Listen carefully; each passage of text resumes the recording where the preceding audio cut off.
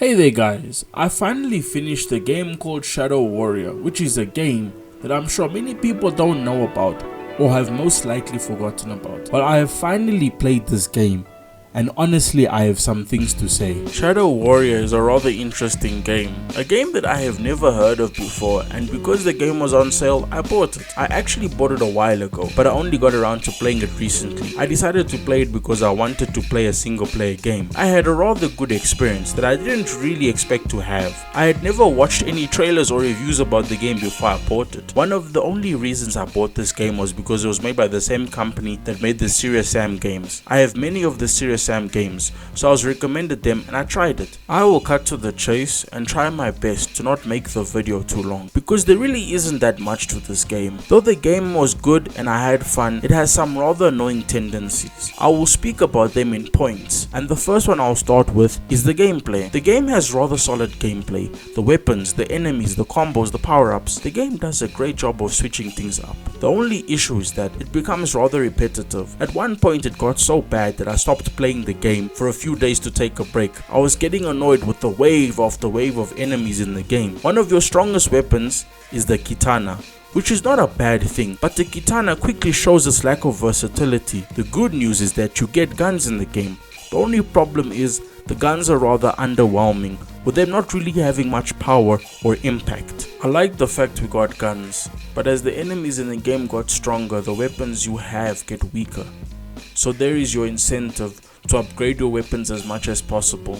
You also get a list of some cool abilities that can be helpful sometimes, but the game will often throw many enemies at you that will render them next to useless. The game also has this thing of where it will throw the same enemies at you. Though the enemies are sometimes fun, it becomes really repetitive, of where you get bored of fighting them. The weapon that is the most fun to use is the katana. The katana gets stronger as you progress, and by the end of the game it pretty much kills enemies with one hit. And there is this one annoying feature of where you can't scope in with the weapons the normal way. It's set up to where you have to use a button on the keyboard instead of using the right click mouse button.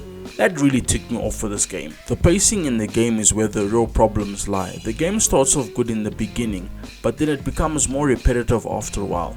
A lot of the novelty in the game wears off pretty quickly. What was cool in the beginning has now become boring.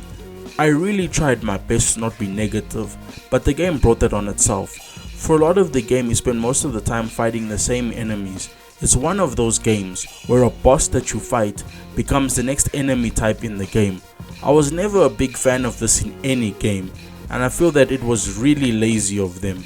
And the enemies are rather bullet spongy, so you'll spend a lot of time fighting enemies. It took me 15 hours to finish the game, and I must admit, the game felt just a bit too long, especially for the type of game it is. It became like a chore to play this game, and I was really disappointed by that. The story of the game isn't too bad. It's rather straightforward. You play as the protagonist called Lo Wang, who is a pretty good character. The only issue I have with Lo Wang is that they didn't really give him too much character development. Outside of all the jokes and witty humor, there is a decent character. I can't really fault them for this because he is a good character. That is just one thing I hope they work on, because they do kind of downplay him in the game, yet he is such a cool and strong character. The story tries its best to have depth and it works to a certain degree, but sometimes it just feels a bit cheap. There aren't that many characters in the game, so basically you're just a one-man army, apart from your sidekick who has your back but is more of a ghost than anything. Most of the characters you only meet towards the end of the game. That is where the character list grows a bit. The writing is rather good too. There are some really good moments to enjoy in the story. I really like the animated cutscenes of where they give you some background about the characters. It is really good to see the effort they made. The last thing I want to speak about is the way the game looks. The overall feel of the game. This game was made back in 2013 and it looks like it was a next gen release because it wasn't released on PS3 and Xbox 360. Though the game looks like a late PS3 and Xbox 360 game, the graphics are not bad, but they do look rather dated for a next gen 2013 game. However, the game has a fairly decent art style. The game has some really nice moments of where the art style really shines. As you go further into the game, you really get to see some nice map and level design, to where some of the maps have breathtaking